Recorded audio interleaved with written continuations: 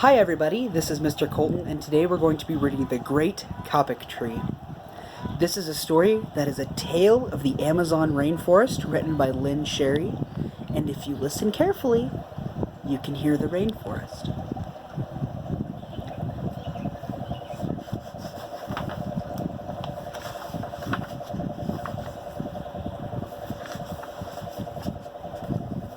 Two men walked into the rainforest.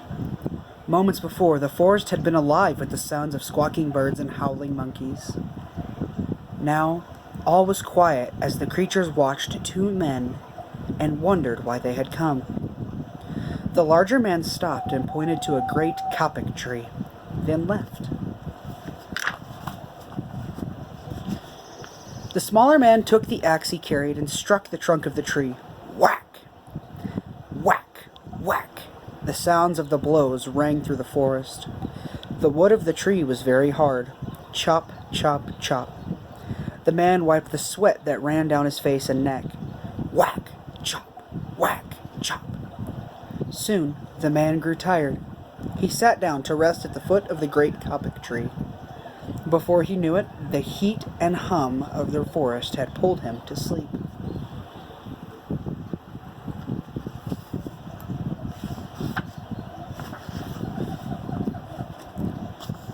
A boa constrictor lived in the kapok tree. He slithered down its trunk to where the man was sleeping. He looked at the gash the axe had made in the tree. Then the huge snake slid very close to the man and hissed in his ear. "Senor, this tree is a tree of miracles. It is my home where generations of my ancestors have lived. Do not chop it down."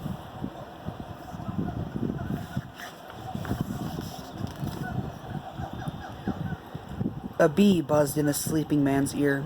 "Senor, my hive is in this kapok tree, and I fly from tree to tree and flower to flower collecting pollen.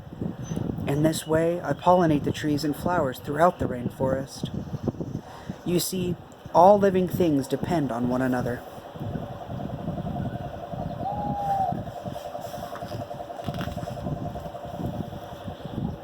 A troop of monkeys scampered down from the canopy of the kapok tree. They chattered to the sleeping man. "Senor, we have seen the ways of man. You chop down one tree, then come back for another, and another. The roots of these great trees will wither and die, and there will be nothing left to hold the earth in place. When the heavy rains come, the soil will be washed away, and the forest will become a desert."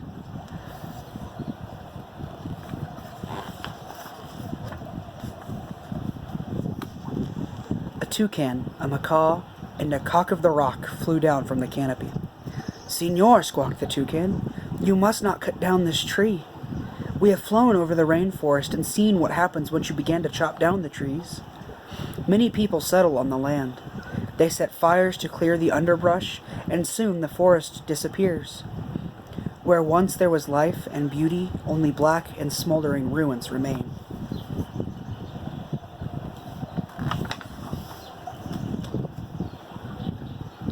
A bright and small tree frog crawled along the edge of a leaf. In a squeaky voice he piped in the man's ear. "Senor, a ruined rainforest means ruined lives. Many ruined lives. You will leave many of us homeless if you chop down this great kapok tree."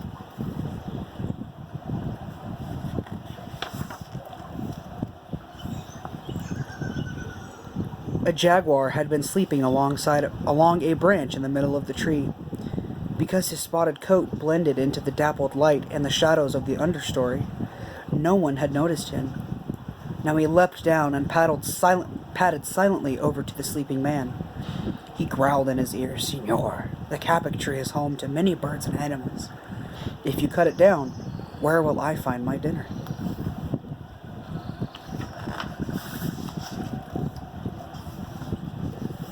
Four tree porcupines swung down from branch to branch and whispered to the man, "Senor, do you know what we animals and humans need in order to live?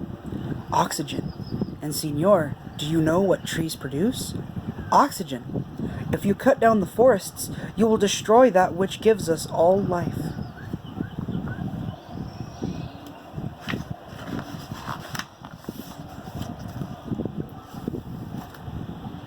Several anteaters climbed down the kapok tree with their young clinging to their backs.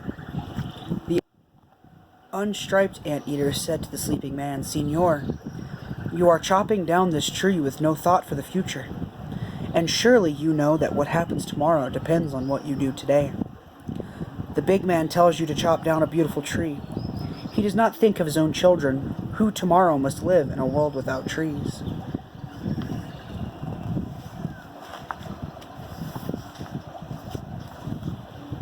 A three-toed sloth had begun climbing down from the canopy when the men first appeared. Only now did she reach the ground, plodding over ever so slowly over to the sleeping man. She spoke in her deep and lazy voice. "Signor, how much is beauty worth? Can you live without it? If you destroy the beauty of the rainforest, on what would you feast your eyes?"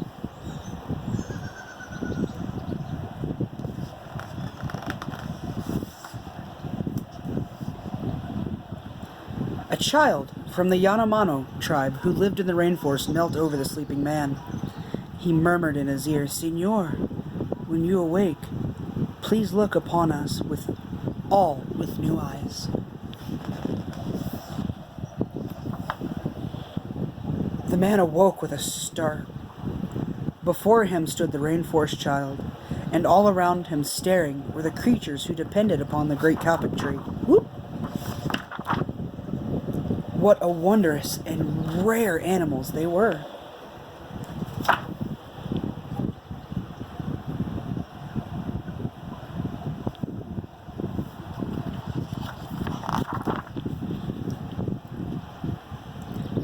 The man looked about and saw the sun streaming through the canopy.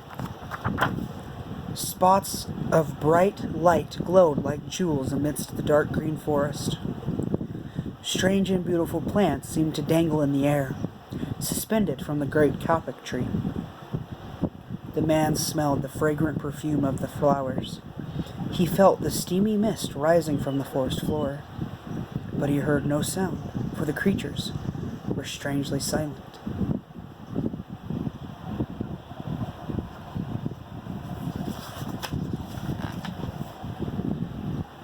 The man stood up and picked up his axe.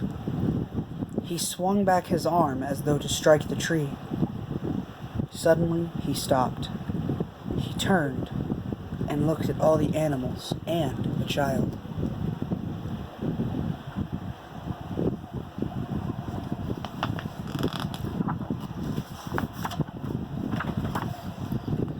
He hesitated, then he dropped the axe and walked out of the rainforest.